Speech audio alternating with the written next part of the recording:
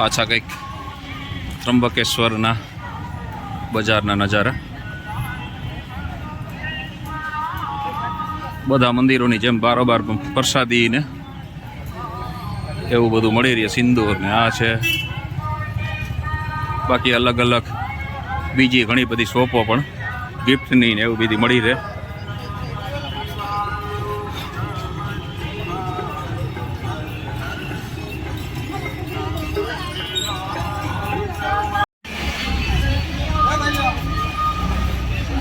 ઓટોમાં બેસીને આવો તો અહીં સુધી તમને લઈ આવે.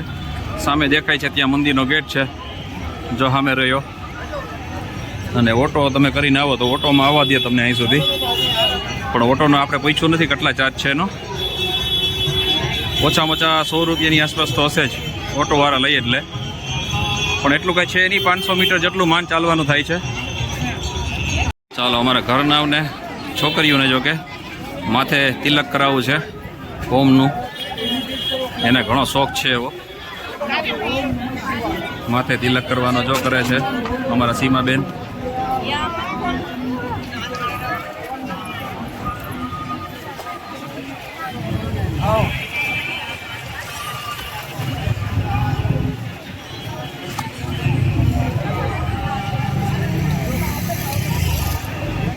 અને આ છે અહીંયા શૂ સ્ટેન્ડ, ચપ્પલ રાખવાનું.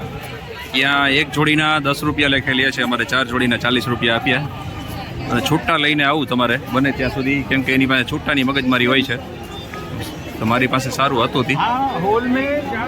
અને ત્યાં તમારે પછી જે તમને થેલો આપે એનો ફોટો પાડી લેવાનો, કેટલા નંબરનો તમારો થેલો છે, જેથી કરીને તમારે પાછું લેવા ટાણે ઉપાધિ ના રહીએ, તમને આસાનીથી એ થેલો મળી રહીએ.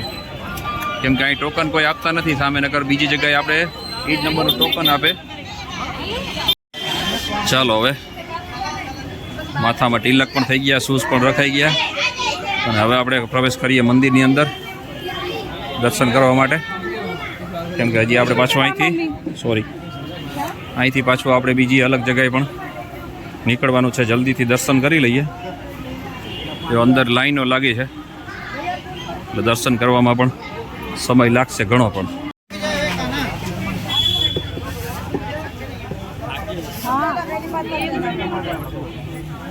બધા મંદિરોની જેમ ચક્કરો મારવાની રહેશે, તૈયાર દર્શન થશે. તમે ભીડ જોઈ શકો છો અત્યારે. આ બધાએ આપણે કિલ્લા પાર કરીને પછી આપણે દર્શન કરવા મળશે. જો તમે આ બધા ઊભા છે તે લાઈનમાં જ ઊભા છે. એટલે હવે આપણો વારો ક્યારે આવે એ જોવાનું રહે.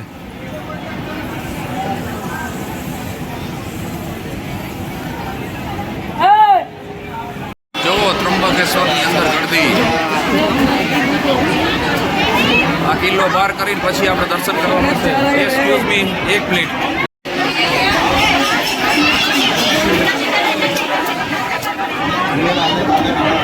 ચાલો, થોડીક લાઈન ચાલી તો ખરા.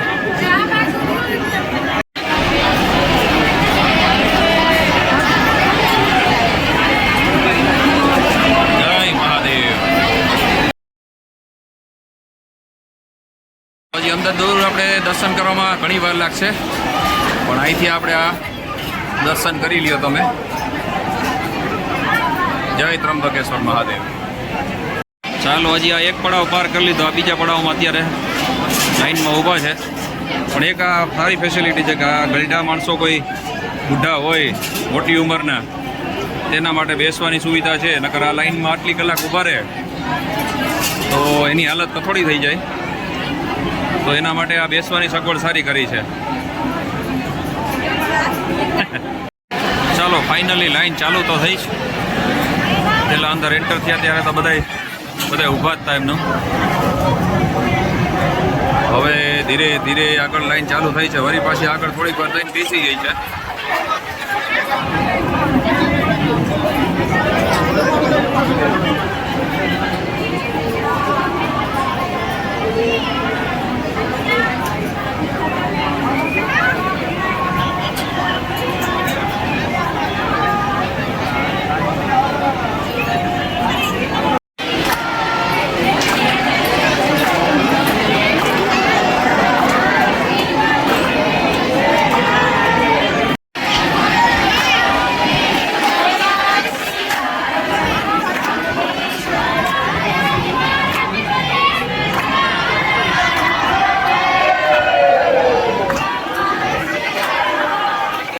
પડાવ પાર કરી અને હવે પાછો એક બીજો પડાવ, એ પછી સામે હજી ચોથો પડાવ વાં છે, આ બીજો પડાવ.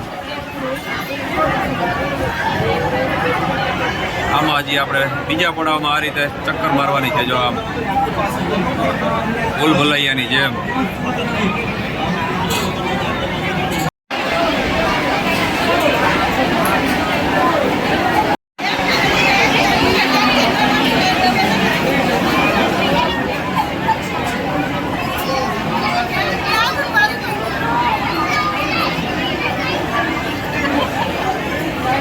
એક કલાકથી પણ વધારે સમય થઈ ગયો છે અમે આ લાઈનમાં ઊભા એને, હજી અડધો કિલો પાર નથી કર્યો. આ ભૂલ ભૂલૈયામાંથી કયા બહાર નીકળે કંઈ હજી ખ્યાલ નથી. મારા અંદાજ પ્રમાણે અમારે 9 વાગી જશે દર્શન કરવામાં એવું લાગે છે. એનાથી વધારે લાગશે પણ એનાથી ઓછો તો સમય નહીં જ લાગે.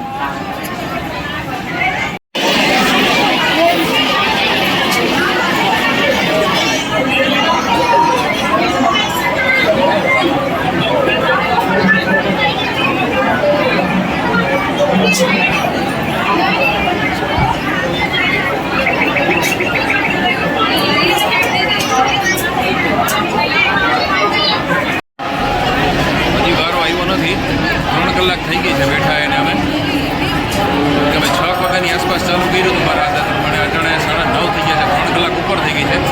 પણ હજી કોઈ આપણો વારો આવ્યો નથી, કેમ કે હજી આપણે 3 સ્ટેપ હજી હવા પાર કરવાના છે. ત્યારે આપણો વારો આવશે એટલે હજી કદાચ 2 કલાક તો સાચામાં સાચી આપણી થશે.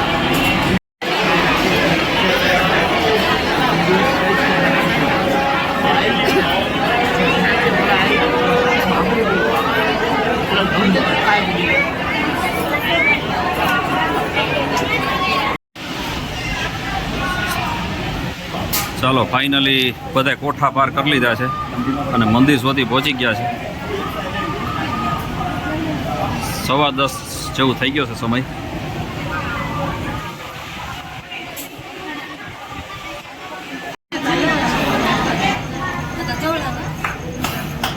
જય મહાદેવ, હર હર મહાદેવ, જય ભોળેનાથ, જય શ્રી શંભુ.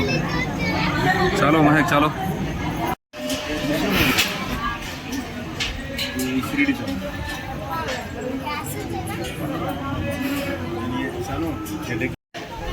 જય શિવ શંભુ.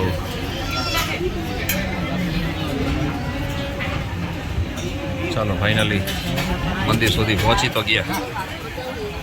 5 કલાક થઈ, 4.5-5 કલાક જેવું થઈ ગયું. ચાલો જય શિવ શંભુ.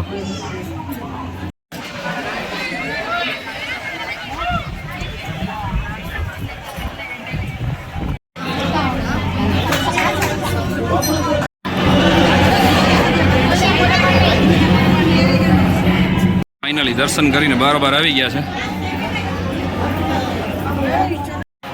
દર્શન થઈ ગયા. માત્ર 5 મિનિટના દર્શન માટે 5 કલાક લાઈનમાં ઊભું પડ્યું. હાલો હાલો.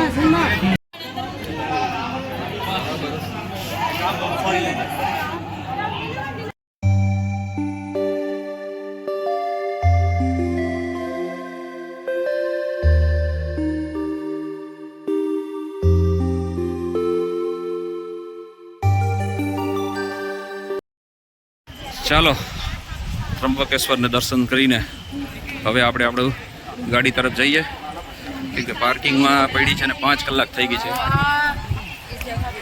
હજી આપણે બૂટ ચપ્પલ લેવાના છે, તે લઈને પછી આગળનું ડેસ્ટિનેશન નક્કી કરીએ. હજી તો અમારું કંઈ નક્કી નથી થયું કે અમારે ક્યાં નાઇટ સ્ટે કરવાનો છે અને જમવાનું ક્યાં છે, હજી કંઈ નક્કી નથી કર્યું.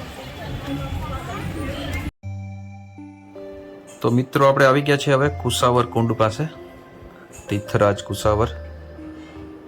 તે મંદિરથી માત્ર વોકિંગ ડિસ્ટન્સ ઉપર, એટલે કે 1/2 કિલોમીટર જેટલું દૂર છે. અહીં કહેવાય છે કે લોકો અહીંથી સ્નાન કરી અને પછી ત્રંબકેશ્વરના દર્શન કરવા જાય છે. તો ચાલો આપણે તમને લઈને જઈ રહ્યા છીએ તીર્થરાજ કુસાવર્થ. તો આ છે કંઈક અહીંનો નજારો અને સામે જોઈ રાખશો કુસાવર કુંડ તમે આ જોઈ રહ્યા છો. તો આ છે અહીંયા કુસાવર કુંડ, આ રીતે. અને તમે વાંચી શકો છો, અહીં છે કેદારેશ્વર મહાદેવ. તો અહીં છે કેદારેશ્વર મહાદેવનું મંદિર. અને જુઓ તમે, આ નંદી મહારાજ અહીંયા બિરાજમાન છે અને એની ઉપર કેટલું મસ્ત સુંદર કોતરણ કામ કરેલું છે. પણ અંધારું છે એટલે બરાબર હું તમને બતાવી નહીં શકું. મસ્ત બનેલા છે અને કોતરકામ પણ એટલું મસ્ત કરેલું છે તમને, પણ આમાં અંધારાના લીધે હું તમને દેખાડી નથી શકતો, પણ તમે કદાચ થોડું ઘણું જોઈ શકો છો.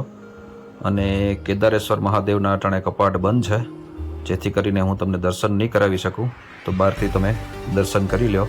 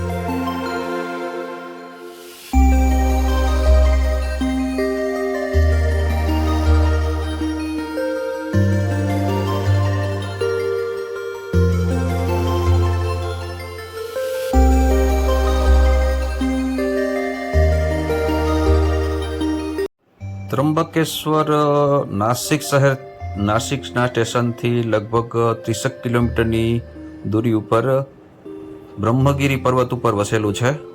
અને કહેવાય છે કે પ્રાચીન સમયમાં અહલ્યાના પતિ ઋષિ ગૌતમ ઋષિ રહેતા હતા. અને તેની આસપાસ ઘણા બીજા વિસ્તારમાં ઘણા આસપાસ બીજા ઋષિઓ પણ રહેતા હતા. કહેવાય છે કે એ સમયમાં ગૌતમ ઋષિને બીજા ઋષિઓ નીચે દેખાડવાની બહુ કોશિશ કરતા હતા.